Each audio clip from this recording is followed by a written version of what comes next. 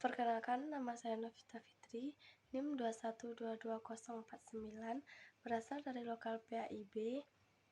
Baiklah, pada kesempatan kali ini, saya akan menjawab soal UTS ke Minangkabauan. Baiklah, langsung saja kita masuk soal pertama, yaitu jelaskan filosofi mengapa adat Minangkabau menggunakan sistem matrilineal. Menurut pendapat saya, kenapa di Minangkabau menggunakan sistem matrilineal? Karena di Minangkabau itu sendiri, garis keturunan itu diambil dari garis keturunan ibu, yaitu dimana setiap anak yang lahir di Minangkabau maka dia akan menuruti garis keturunan menurut ibunya, yaitu matrilineal. Selain itu, di Minangkabau wanita juga dimuliakan dan diistimewakan. Oleh karena itu, sistem adat Minangkabau menggunakan sistem adat matrilineal, yaitu garis keturunan menurut ibu. Yang kedua, jelaskan sistem kekerabatan orang di Minangkabau. Menurut pemahaman saya, menurut buku yang saya baca, sistem kekerabatan orang di Minangkabau itu ialah matrilineal. Kenapa demikian? Karena di Minangkabau itu garis keturunan itu diambil dari garis keturunan menurut ibu, yaitu matrilineal. Beda halnya dengan Jawa. Di Jawa itu garis keturunannya ialah patrilineal berdasarkan garis keturunan menurut ayah. Tetapi kita di Minangkabau, kita orang Minang, berarti garis keturunan kita itu berdasarkan garis keturunan ibu. Oleh karena itu, mengapa sistem kekerabatan orang Minangkabau itu ialah matrilineal, yaitu garis keturunan menurut ibu. Baiklah, soal yang ketiga yaitu jelaskan perkawinan orang Minangkabau dari sudut pandang laki-laki dan perempuan. Menurut pemahaman saya sendiri, yaitu saya berpendapat bahwa dalam fungsi utamanya dalam sebuah pernikahan, tentulah laki-laki itu berperan sebagai kepala rumah tangga. Dialah yang akan menafkahi keluarganya. Sedangkan istri, dia berperan juga sebagai istri, dia tentunya akan patuh dan taat terhadap perintah suaminya.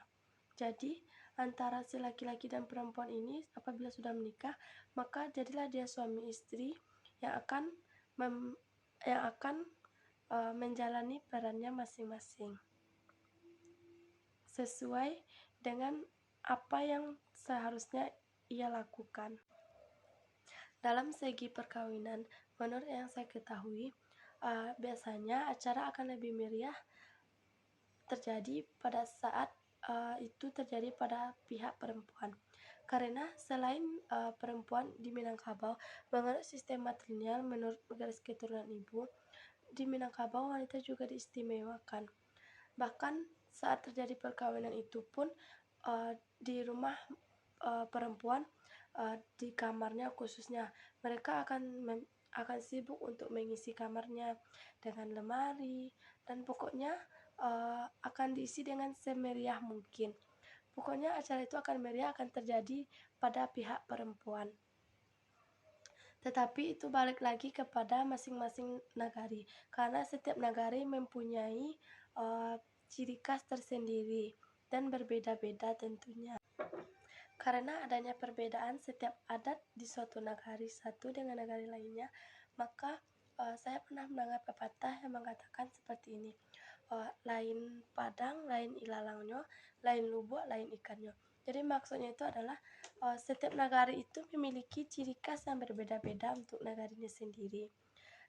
Apakah dalam segi adat perkawinan, dalam upacara adatnya. Oleh karena itu, setiap nagari itu kaya akan adatnya masing-masing. Walaupun dia berbeda-beda dalam adatnya, tetapi di Minangkabau itu setiap adat yang di Minangkabau itu pasti memiliki ciri khas tersendiri yang akan menonjolkan kesan tersendiri yang begitu istimewa di dalam adat Minangkabau itu sendiri. Yang keempat, jelaskan filosofi rumah kadang beserta jenisnya dan jelaskan fungsi rangkaian beserta jenisnya. Filosofi rumah kadang beserta jenisnya. Rumah kadang itu sendiri adalah, menurut saya, rumah kadang itu adalah tempat di mana orang Minangkabau dapat melakukan musyawarah atau tempat berkumpulnya orang Minangkabau.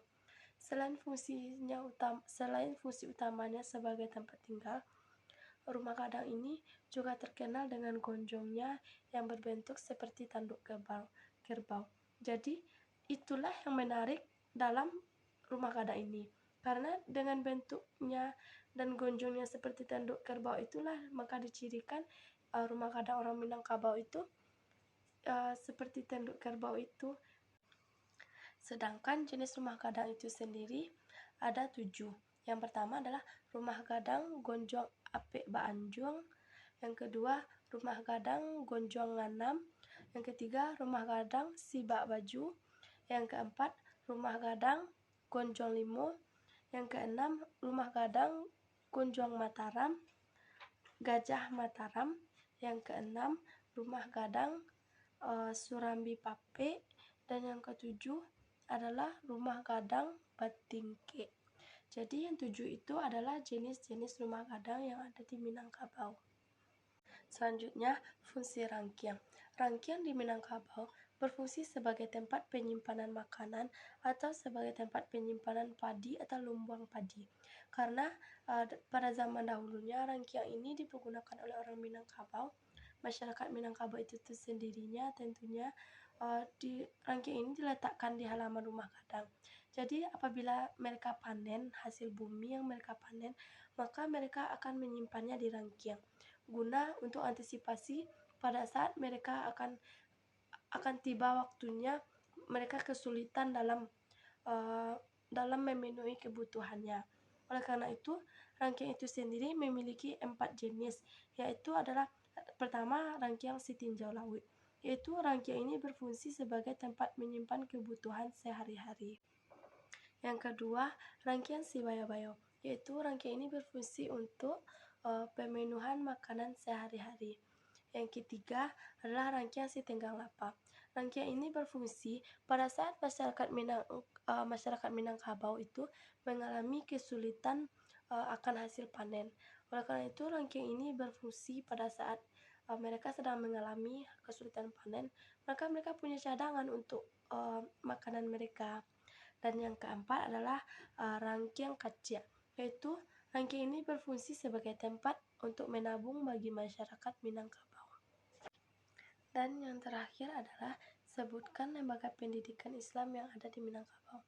Menurut saya, lembaga pendidikan Islam di Minangkabau itu banyak, seperti pondok pesantren, STAIN atau YIN, terus ada masjid. Tetapi menurut saya hal yang paling penting, tempat pendidikan yang paling penting di Minangkabau itu adalah surau. Kenapa demikian? Karena di Minangkabau, surau itu memiliki fungsi yang sangat penting. Karena di surau itulah tempat para remaja itu berkumpul. Di sanalah mereka dapat mengaji dan dapat melakukan ilmu bela diri. Dan di sana mereka mendapati pembelajaran yang baru dengan sesamanya. Di sana mereka dapat berkolaborasi dan menciptakan sesuatu hal yang baru. Bahkan di Minangkabau, laki-laki itu diwajibkan untuk tinggal di surau. Dan surau itu selalu ramai dikunjungi pada zaman dahulu. Pada zaman dahulu itu, surau itu sangat memiliki fungsi yang sangat penting.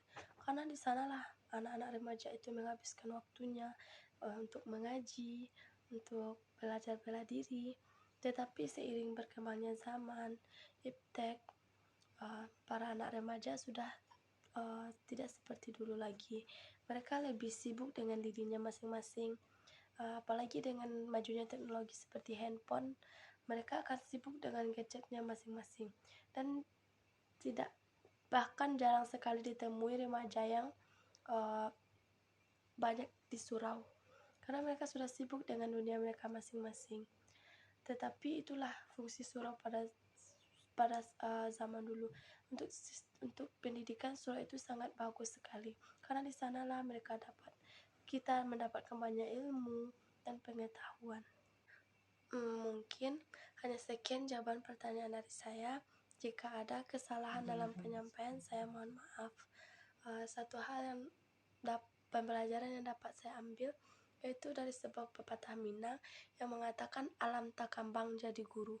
Maksudnya adalah dimanapun kita berada, kita dapat belajar dari alam, dari lingkungan sekitar kita, dan itu pun bermanfaat untuk kita sendiri, bahkan atau bermanfaat untuk kita sendiri maupun untuk orang lain. Bahkan di saat kita menyampaikan sesuatu pembelajaran itu yang bermanfaat untuk orang lain, apabila orang itu mengamalkan, maka satu kebaikan untuk kita. Begitu juga dengan sebaliknya. Mungkin hanya sekian yang dapat saya sampaikan. Saya sudahi dengan membaca. Assalamualaikum warahmatullahi wabarakatuh.